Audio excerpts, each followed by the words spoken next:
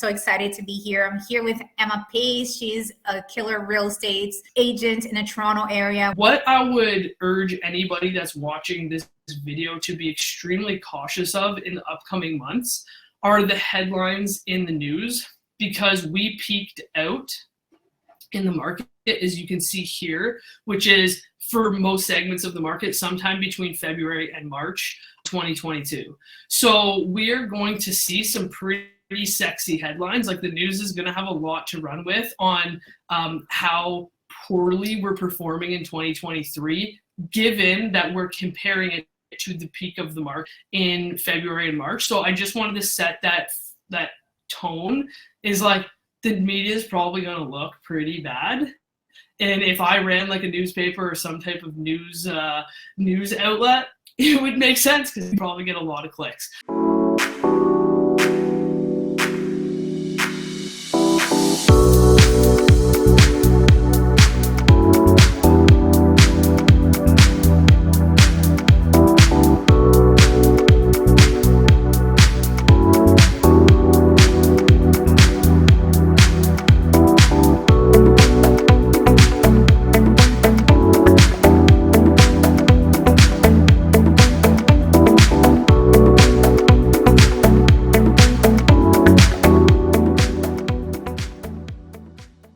Welcome to the Canadian Real Estate Channel. My name is Adriana Ostapenko. I own Ace Properties, an asset management multifamily company that we have about 130 units under management right now, 30 plus which are in development.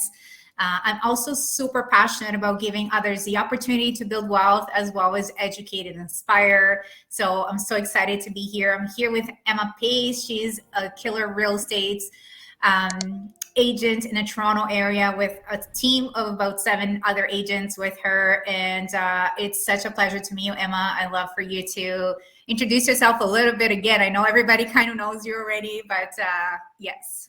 No, I appreciate the intro. Thank you. Yeah, I've been on here for a while, but for those of you that don't know me, my name's Emma. I run a real estate team in Toronto called Monstera. You can see our logo in behind me here. And we focus on primarily helping millennials build wealth through real estate through kind of our strategic and proven path. And what we do is we help you place your first home and then create a strategy with you to be able to get your dream home. And the reason we've kind of built that model is actually a model that I followed myself that's worked really, really well for me. So it's proven, it's worked for me. It's been able to get me my dream house, which I'm sitting in right now.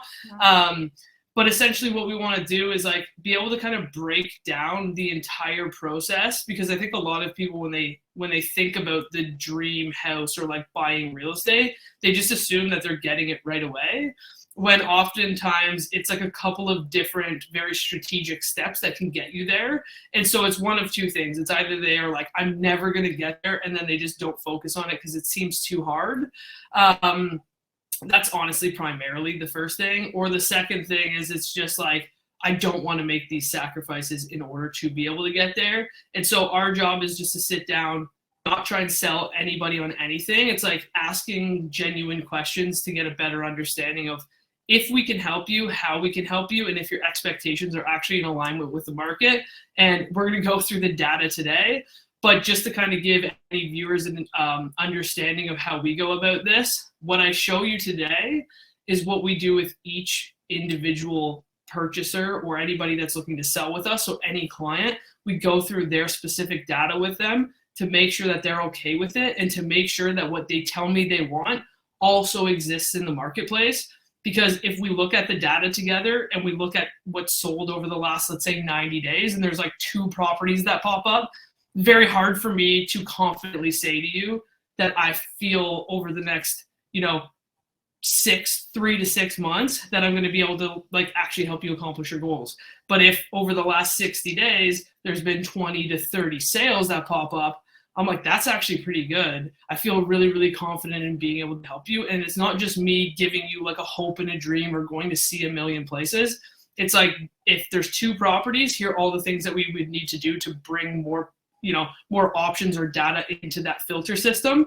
And if you got 60 properties in the last 60 days, then I'm like, let's put in some more filters. Like you can be selfish and we can ask for some more stuff. And then that's basically how we build the strategy with our clients, which is pretty cool. So I love that you were just mentioning dream home, but we're talking about dream home in Toronto here. That's a Yeah. whole different ball game because one thing is, finding a dream home further away where prices are a little more bit more affordable, helping people build a pathway to actually owning a home in Toronto, let alone their dream home. It's such a valuable service that you're offering. I am really curious though. You said that's how you got to your home. Would you Yep. just give me a little bit of a hint on what was that process like? Yeah, so I'm going to talk a little bit in a second and just kind of share something that might help the viewers that you guys can go and like download. You don't even have to call me or contact me in any regard, but it's just a resource for you to use. And so one of the strategies is something that we call the ladder, right? So you've heard about the property ladder. And it's breaking down what is the first step to get you on the first rung to put your foot on that ladder. And then what do we need to do to get your second foot so that we start to kind of climb up, right? And so for me, the first thing was negotiating a great deal on an entry-level condo for me at the time, right? And if I'm being totally honest, I had a couple of different options with what I wanted to do, and I had to make some sacrifices, but I also got some pros. So what I did was I bet on the long-term value of the location and the fact that this property that I bought had an amazing view. So I didn't want to be negotiable on things that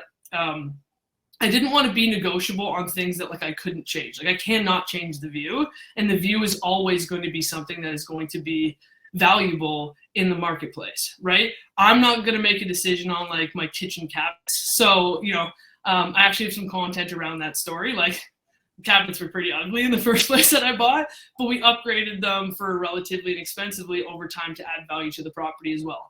And so I had to make that sacrifice on the type of home. And again, I grew up in like a very suburban area. So to me, I was like, there's no way I'm ever living in a condo, right? I was like, no, I'm not living in a condo. Like I need some type of house.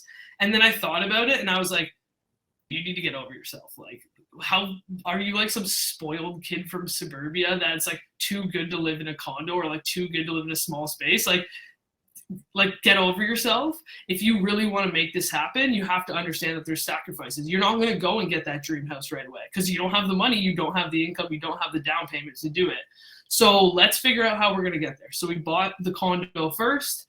We lived in it. Yeah, it was a little bit of a smaller space than what we would have ideally hoped for.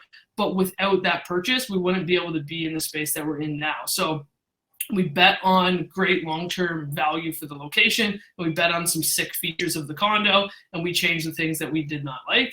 And then from there, that helped us. We participated in the market. And of course, there was a portion of this was not just strategic forced improvement. It was also help in time in the market. And then from there, we went to another house that was a duplex, and we had someone living in the other unit so that we split those costs. So again, a bit of a sacrifice. We didn't get the space that we wanted. Now we had to live with someone else, but we got into the freehold portion of the market. We got a little bit of outdoor space. Like we got some additional features. And then from there, we had built up enough equity that we're like, cool. Now we get our own house. We've sacrificed enough that we can kind of be selfish at this point in time. But it all started with, I think we put in $35,000. So such an incredible story, and ultimately the only way to really get into the market in the Toronto area. I've grown up in Mississauga, Etobicoke area for better part of 20 years. It's a similar story. Our very first one was a townhouse in Mississauga that was moving out of Etobicoke and heading to, a little bit to get into the market. And then we were able to go from there until we now own a detached. It is outside, just in the Georgetown area. But similar story. There's no other way. You got to get in. You got to, save that equity, gain that equity over time, and then continue to upgrade from there. Love that. It's inspiring, and it gives, again, a clear pathway for a lot of millennials to get into the Toronto market. Yeah, so it's honestly what it comes down to is like having the best strategy with what tools you have right now, right? And then what you do is you pair the best strategy you have at your disposal currently, with compounding that. So we add the strategy plus the time, and then that usually equals the equity. Then we take that equity and then we move it up again. And so that's kind of like the equation. It's like, the best strategy you can get right now, probably not your perfect strategy to be totally honest with you, but like the best one you have now plus time equals moving up in the future. And then we just continue to put like another foot on that ladder until ultimately you're like, okay, I've actually owned real estate for 10 years now. It doesn't actually feel that long. But like, wow, look at how amazing, this has been. And yeah, I've had to make some sacrifices along the way, but without those sacrifices, I wouldn't be able to be in a position that I'm in right now. And by no means do I say this in any context to be like bragging. I say this specifically because like, honestly, I couldn't really there's no way that I could afford now if I didn't follow the strategy that we set out. And then what I did was like similar to you. I want to teach other people how to do this because like it actually works. And it debunks the entire myth that like Toronto real estate is completely out of the question. Millennials can't buy houses, right? That's super clickbaity and catchy shit that you see on the internet. But like, if you can just get past that and then just do the math and figure out this math works here and I'm okay with this strategy and I'm okay to sacrifice these things and we can check that off, like you give it enough time, you'll be okay. I love that. I also realize that narrative mostly comes from parents and, the previous generation. I have seen the increasing prices and tell their kids, there's just no way, like we got to do something else here. So I love that, people like us are there saying, hey, there is ways that you can do this. Amazing. Yeah. And to that point, like, I'm really happy that you mentioned that though, because I've thought about this too in the past where I'm like, oh man, it's like parents, if you bought your house 30 years ago, things have changed. But like, I don't really think like maybe the information that parents are passing down now, I don't necessarily think it's wrong. I just think it's dated. Like it worked during your time, but things have changed. And so I oftentimes think that there's this like parents are wrong and they don't know what's going on. And it's like, well, you have to understand that they're just trying to protect their kids and they're making the decisions or the recommendations that they're making based on the experiences that they had when they purchased their homes without understanding what has changed from now. And so for us, like we've worked alongside many parents because we're dealing with millennials and oftentimes they're getting gifted funds and stuff like that. And so a portion of that or a component of that is working alongside their parents to make sure that their parents are also happy with it. And then coming to a conclusion of like, hey, does this actually make sense for you? And are your parents bought into the vision of this as well? And some parents are and some parents aren't. But I just want to preface that like, I think there's a lot of stuff out there that really like hammers on like parents are wrong and parents are bad and they don't know what they're doing. And really what it is it's just like the world has changed and things are different. So we just have to change the strategy. And it's really important that we educate and get advice and have an open line of communication with the parents as well to make them feel comfortable, because it's understandable that they have the feelings that they do based on their previous experiences. 100% agree to that. Amazing. Cool. So should we hop into the data? Yeah, let's dive in. I'm so excited to see. Yeah, absolutely. I'm excited to share with you. So let's let me just share. There we go. So just before I hop into that, I wanted just to show you guys what I was talking about before. So I actually created this report, and it's 5 renter to owner strategies. So it's 5 different strategies that we've used with our clients, and they're all different sorts of strategies that you can kind of stack together to make a custom strategy for yourself. So there's 5 different ones. One of the ones we already discussed today is the ladder. And to preface another video that I have coming out, there's another one in there called Marry the House, Date the Rate. I'm sure a lot of you guys have kind of heard that topic in today's day and age. But I want to actually break that down very in-depthly because it's like this sexy term, but people are like, what the hell does it mean? So I described that in the renter to owner strategy guide, and I've got another video coming out where I'm going to kind of walk you through some examples on how that strategy works. So there are 2 of the 5 that you'll get in there, and I break them down in detail in the actual report. If you're interested in it, there's a link in the description below to get access to that. So let's talk about the market activity. So before we get too deep, I like to talk a little bit about the year over year and month over market performance. So we'll talk about City of Toronto first, and then we will talk about the suburban markets in the GTA thereafter. And so if we look, and the numbers that we're reviewing, even though it's coming out in January, the numbers that we're reviewing are December, because real estate is always on a 1 month lag. So you'll get the January details in February. So what we can see here, and I guess before I start this, I will preface the numbers that you see here, if you're familiar with seasonality in real estate, will not surprise you for December markets in a 2022 year. So condo prices, we saw an increase of about 0.92%. So I highlighted this as yellow because usually if there's a 1% variance on either side, I say the market's relatively flat. So the average condo price in Toronto right now is about $741,000. Okay. Now, condo townhouses, you can see that condo townhouses and semis are both in red because they've moved to the downside greater than 1%. Now, condo townhouses look like we've made a massive, massive, massive move to the downside from 856 to 774.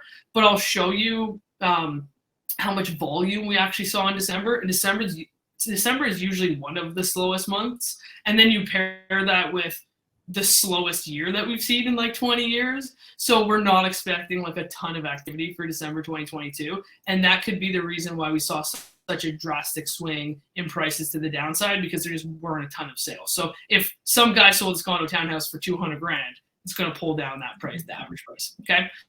And then semis, this should be a percentage sign, but semis basically went from 1.187, so just shy of 1.2, and we're down to 1.15 for average price point. So if you're in the freehold market and you're debating, should I get a detached, should I get a semi? You're looking at, just over $1 million likely can get you a semi.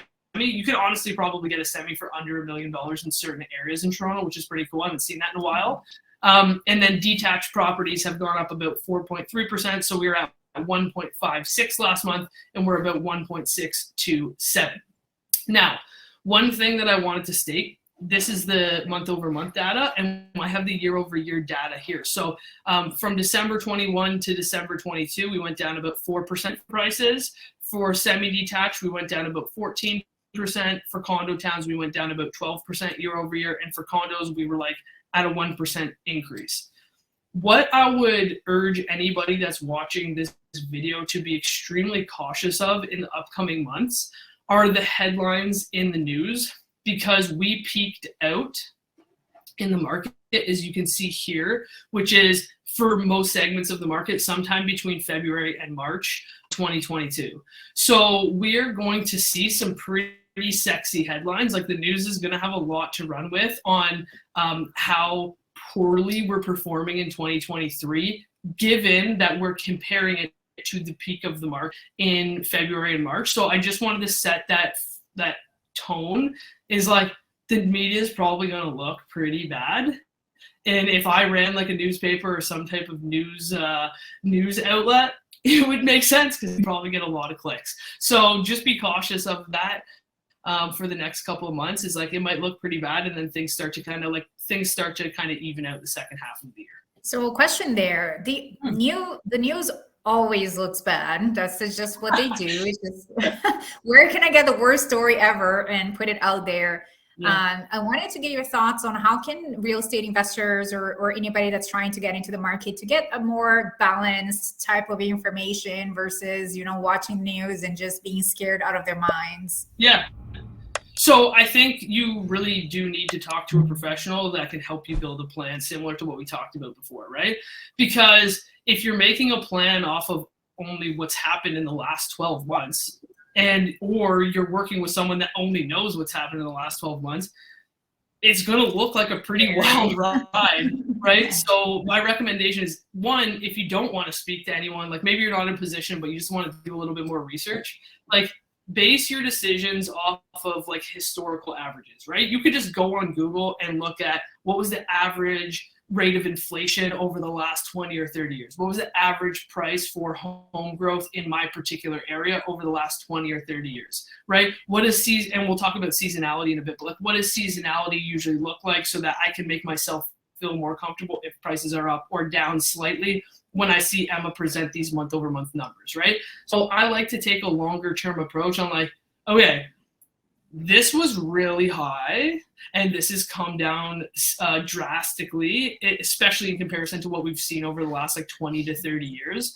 So I like to like average it out over a specific period of time. And for us, if you are going to talk to a professional, one of the questions that they should ask you is like, what is your actual long-term vision for real estate? Truly, the only way for us to actually be able to provide the right advice is to, you know, and I say this all the time to my team or when I'm doing training for agents, but like real estate agents, like I completely understand why the market gives real estate agents a bad rap, because they want to be respected like a doctor or lawyer. They're like, oh, well, I help you with one of the biggest purchases, right? But then they don't treat people like a doctor or a lawyer. So, you know, if a lawyer or if a doctor did what most real estate agents do, that's like trying to give someone a prescription before they even sit down and ask you any questions. It's like someone sits down in the doctor's chair and they're like, you should take these pills. And if a doctor did that, they would be sued for malpractice like right away, because they would be prescribing the wrong thing based on the doctor's own self-interest, right? So one of the things that we do, and like the important thing is like, I actually have, in order for me to provide you the right advice or prescribe you with the right thing, like I gotta diagnose the problem first. And one of the key critical questions to ask somebody to diagnose the problem or provide true advice is like, what's your plan for this, man? Like, how long do you want to be in the real estate market? Because if you tell me that you want to buy a house, sell it next year, move to Costa Rica or Thailand or something like that, that's much different advice that I would give you, which would probably be like not buy a house unless you're like some type of flipper with an advanced strategy. But that's going to be a hell of a lot different conversation than me saying, what's your plan? And you're like, hey, look, okay, I'm a millennial. I need to get in the marketplace. I want to buy my dream house. I'm cool. I have job stability. I'm staying in Toronto at least for the next 10 years. And my ultimate goal is to build wealth through real estate. And ultimately, like, I'm going to have a couple kids in a few years. I'm going to need some more space. And I don't want to keep renting. My advice to you is going to be a hell of a lot different than what it would be to scenario A. Right? And so if you don't want to talk to us, do your own research off a longer term plan. And if you do want to talk to us, we'll do the research, but I'm going to ask you about your plan first so that I can do the most appropriate research. And the funny thing about what you said there is what I realized as the market started to shift is obviously I've been a real estate investor for a long time. I have a really great network of other real estate investors that are friends and colleagues.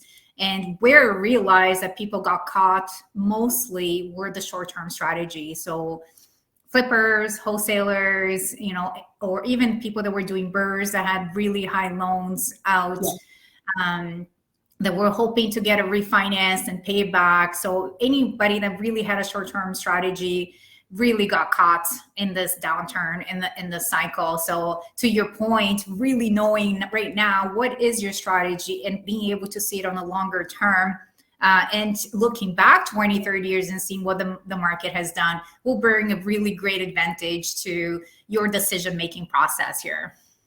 Yeah, and ultimately what it's going to do is just, you know, a lot of this decision, like most people, even myself, right? I would think that I'm a fairly analytical person, right? To some people, I'm not at all, because they're like, all they do is look at numbers on them. But to myself, I would think that I'm a fairly analytical person, and I try to make my decisions off logic.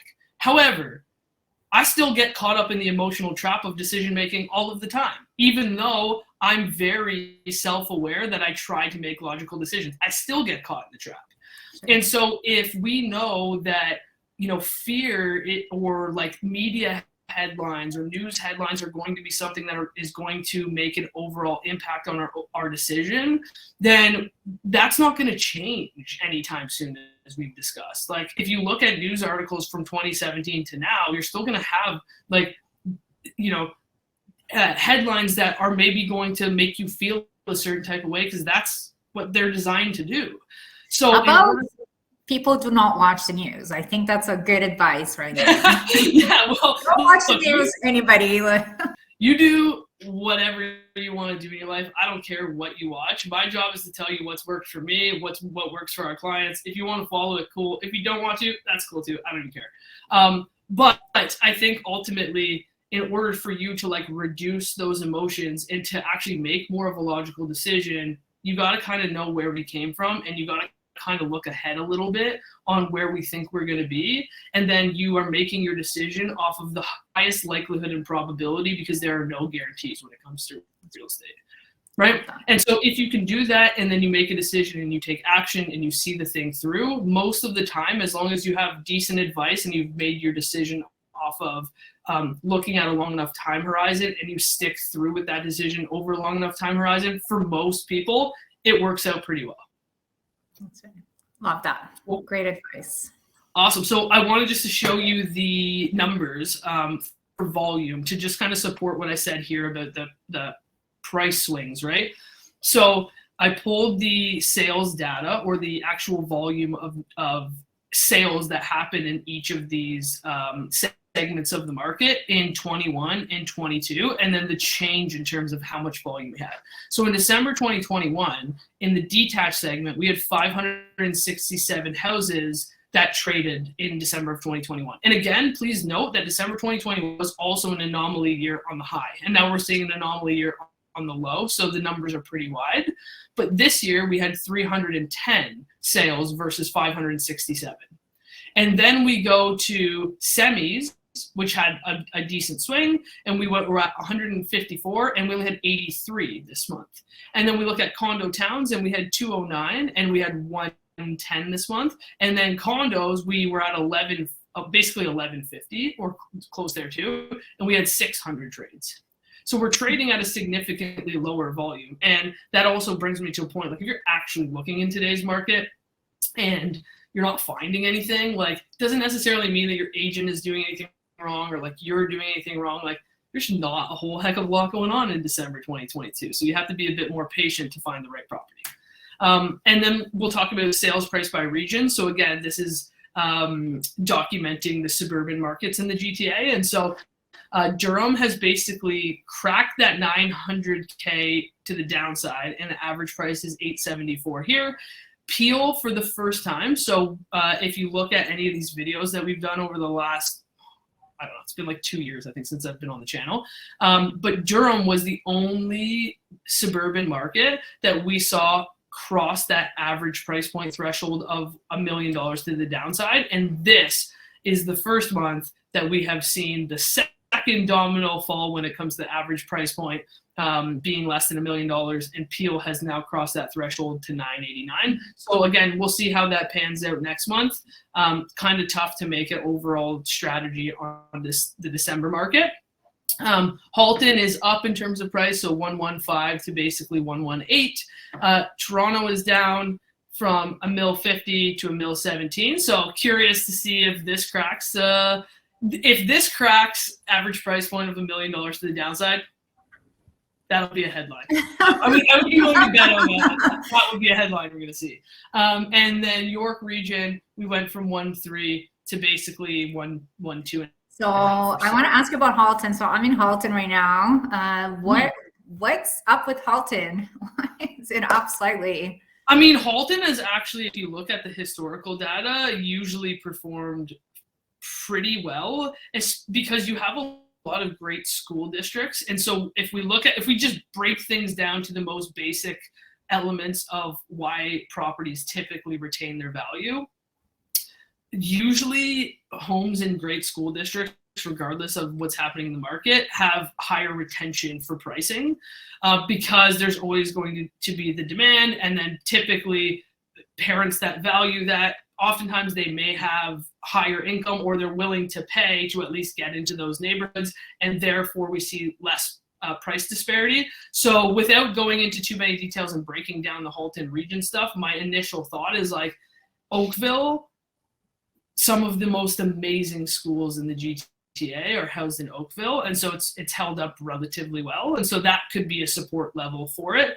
Or again, I don't have the volume numbers for Halton here, but like maybe you get some guy that's in rural area outside of Milton that sold as $10 million property, and maybe that pulled it up. I don't know. Those are two of my general thought processes and ideas on that. I love that. That gives some clarity about the school zones.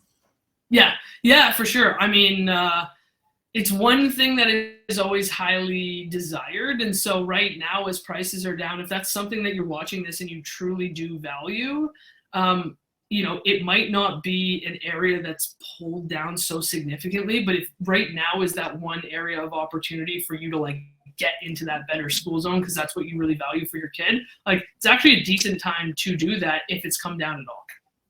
Amazing. Cool. Okay, so peak to current prices. So February or March 2022 to now, Durham's come down almost 30% from the peak. Peel is down about 25% from the peak. So we basically went from 1,235 in Durham to 875 now. Peel went from 1.3 to under $1 million, so 989. Halton's at 1.5, and we've come down to just under 1.2. And then Toronto was at 1.2, and we've come down to just over $1 million, so 15% there. And then peak to current prices for Toronto specifically, we have 822 for condos. That was the peak price, and we've come down about 9%. So we're currently at 741,000. Condo towns, we were at 976, so just under $1 million to 775. Semis, we were at 1.5 to 1.15 now, so come down about 23%. And then detached, we were at just over 2 million, and we've come down to 1.6. Cool. So, and my thought process behind the condo thing is just given the fact that it's an entry level price point, and there's always going to be kind of like a higher demand in that entry level price point to just get into the marketplace, and rents have also increased pretty drastically. So we've seen a little bit more stability in that segment of the market. I've always heard in the past that detached homes are the ones that get hit the hardest. Do you find that to be true, even like looking back in data? Well, I think when you're looking at an average price point of $2 million, there's not a whole heck of a lot of people that can, at 6%, continue to float the mortgage payment versus, 6%, 6% at borrowing realistically, we'll say 600,000 to 700,000 in comparison to borrowing 6% at 1.8 million. There's, I could see the logic behind why that swing would be greater. But again, I think that's looking at something like in a vacuum in complete isolation without taking into consideration other things like, what if your detached is in the beaches right beside the water? It's going to be a lot different than if you're in some like terrible school district adjacent to like some raggedy like auto shop or something like that. You know what I mean? So that's taking into additional factors. So I like to look at individual deals individually at the end of the day. So let's talk about some important metrics. Again, I just wanted to go over seasonality quickly before we wrap up. And because now we've turned over to January, and we talked about this last month, but I think it's important enough that we talk about it again. So this is pre-COVID. So these are, again, rewinding the clocks to look at what traditionally happens. So January, we usually see a lower amount of home sales. So here's January 2018, 2019, and 2020. We start off low. So again, to reiterate my point, if you're not finding a lot of inventory for homes, like, it's all good, just chill. You got a couple more weeks, and historically things pick up, right? So we see this start to ramp up, and usually by, you can see here by March, we usually have twice as much inventory. So over these next, we'll say 8 to 12 weeks, you're going to start to see some inventory ramp up. And again, you kind of see that here, and then you see that here again.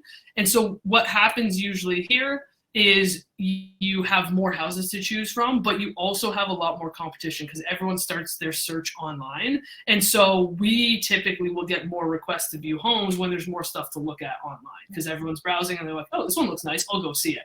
So you won't have as much competition typically here, but you're not going to have as much to choose from. And then here you have a lot more to choose from, but you also have more competition. Then in the summer, things die down a little bit. We'll say comes down about halfway. So less homes, a little bit less competition. Then we have a couple more weeks where things pick up right after Labor Day. We'll say like 4 weeks of a blitz, and then things just drop down to where we are again. And then again, to kind of just reiterate that, we pick up, we get in the spring market, things die down in summer, they pick up for a couple weeks, and then we die down.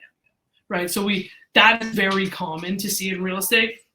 I have no idea how the market's going to react this year. I have my opinions on it. It could follow this trajectory. It might follow this trajectory, but not be right on the months. It might be delayed. We'll see how it goes. But normally, this is what we see. So if you're freaking out about inventory and there isn't enough, there usually isn't any less than what we see right now, hopefully. So I was told you had a crystal ball and you could just tell us what's happening this year, because I'd love to know. Everybody, I wish I had a crystal ball. It would be that'd be the best purchase I could make right now, but unfortunately I don't have one. This I just thought was really, really interesting. So they released the population growth numbers as of Q3, and so what we saw for Canada's total population. As of Q3 2022, we had 865,000 newcomers to Canada. So we can see, look at this drastic uptick in comparison to where we usually are. So as of Q3 2022, this will obviously be higher by the time we calculate for the last quarter, but we saw a 2.25% increase in our overall population of the entire country, when typically we're trending at about 1.1%. Now, what is really interesting is to know, like, because we've got these new regulations for non-resident purchases, it's like, how many of these 865,000 people that came in this year are actually able to buy real estate versus unable given the new rule changes? And so that brings me down here. And so for non-permanent resident growth, we had 372,000 non-permanent residents. So 372,000 newcomers to Canada this year, given the new rules and regulations, would be, unless they have exceptions, would be disqualified from purchasing for 2 years until we review those rules. That means that we had 437,000 new permanent residents. And so these people, because of this permanent resident status, have the availability to purchase real estate within Canada without any tax implications on that. And so we actually trended, or we expected we were going to have 431. So we were kind of on track with our PR immigration, but our boost was the 372,000 newcomers that are non-residents at this point in time. So I just thought it was interesting. I just wanted to put it out there because interesting. I'm curious to what your thoughts are on if this is going to have an impact on the real estate, the new regulations around foreign. Do I think it's going to have an impact? I think when you have 437,000, which is 1% of the population or slightly over, will it have an impact? A lot of the permanent residents that we chat with, depending on where they come from, and I can say this like very confidently, some of my favorite clients and some of the how I built my business originally were a lot of like newcomer business students to Canada that went to Rotman, and they came over either from India or Pakistan, right? And so one of the things from like a cultural perspective, based on what I've gained, is that like getting into the real estate market is a really, really, really important component to their move coming over to Canada. And as permanent residents, given my conversations with them, oftentimes they're willing to follow that path of, I'm willing to make the sacrifice, right? Like they're like, yeah, I'm cool. Like I'll live in the condo and I'll do what it takes. And you know, here's our income, or we're a couple, whatever happens to be, and they're willing to follow the path. And it's gone really, really well with that relationship. And it's actually helped me to really build my my business earlier, because we were just kind of speaking the same language and we had the same goals. So are all 437,000 people that came to Canada going to be purchasing real estate? I don't think so. I think inherently we all have the same concerns about rates and prices and all of that kind of stuff. But do I think that the opportunity for 437,000 people to purchase real estate without any tax implications could have an overall impact on like the market? Yes. However, I think that what's happening in interest rates in the media is probably more powerful than that. Makes sense. I think it's also places where culturally they value land ownership or property ownership. Not every culture thinks that way, but there are some cultures that just value that really high. Yeah. So they would do anything to get in here and get into the market and start buying. So Yeah, I mean, again, from what I've gathered in the conversations that I've had, it seems to be culturally important. So I think a certain percentage of the people that come to Canada and here, like, home ownership is really like a important component, and the availability for them to do that is something that they would like to take advantage of. Like, rightfully so. You're here as a permanent resident, and the rules are the rules. So take advantage of the rules if you can, right? If that's what's really, really important to you. So I don't know what the overall impact is, but I just thought, looking at the numbers, I just thought it was interesting to see, maybe we cracked that 1 million people that moved to Canada last year. It's kind of interesting. I love that. Cool. And then I just wanted to go through the sales quickly before we wrapped up, just to kind of showcase how many sales we wrapped up this year with in comparison to like what it usually looks like and when we saw this type of volume last. So we had 75,000 trades that happened in 2022. We haven't seen anything that low since 2008, which is when we saw 74,000. And it was more common to see this type of volume consistently on a year-over-year basis in the early 2000s, as you can see here. But it is, and again, to reiterate my point, like 2021 was also a crazy year, so I don't really like to base a lot of my information off of 2021 because it was also an anomaly. So high and then super low. But if we look at kind of like average transactions, we're probably looking at somewhere in the ballpark of like 87,000 to 93,000 if we really average that out there, just to kind of give a better scope of like how we usually run or what the market has looked like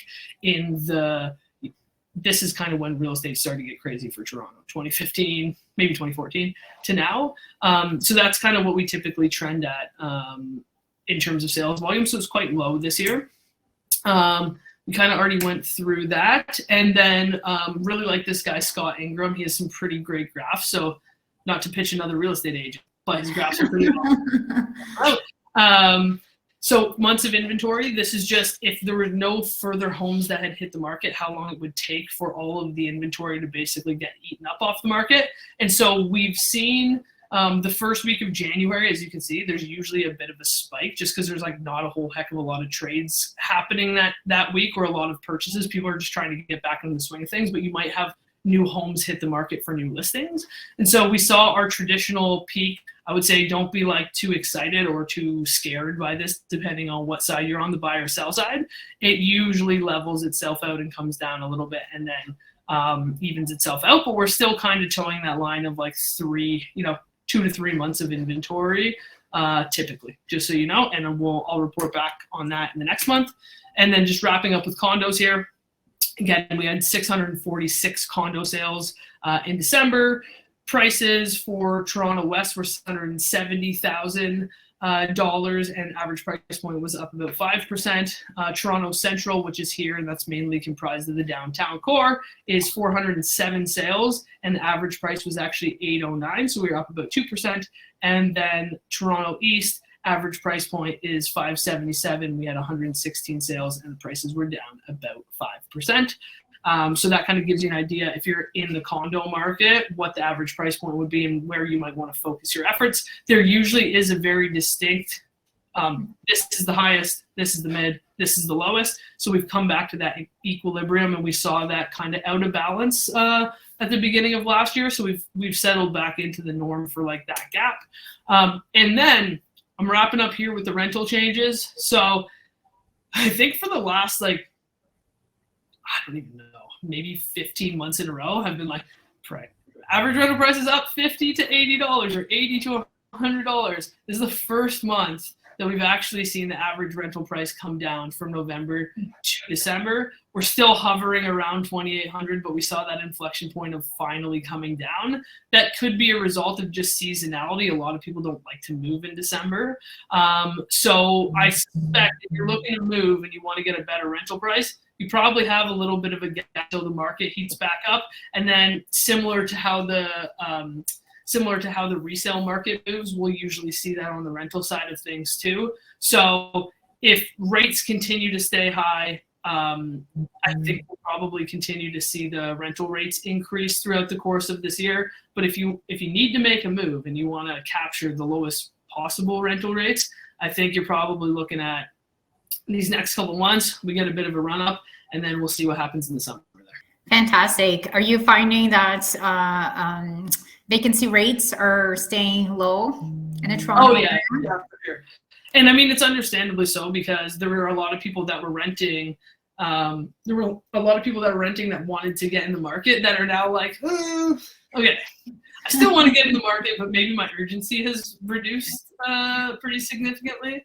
So it's either people just trying to get back into the rental market that had the intention of getting into the buy market, or like staying put. So yeah, the rental market was really crazy. It's still pretty tight, but it's not as crazy now as what it was a couple months ago.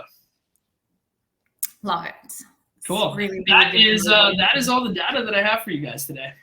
Amazing, Emma. Thank you so much. I love this. I love to chat more with you at a different time too.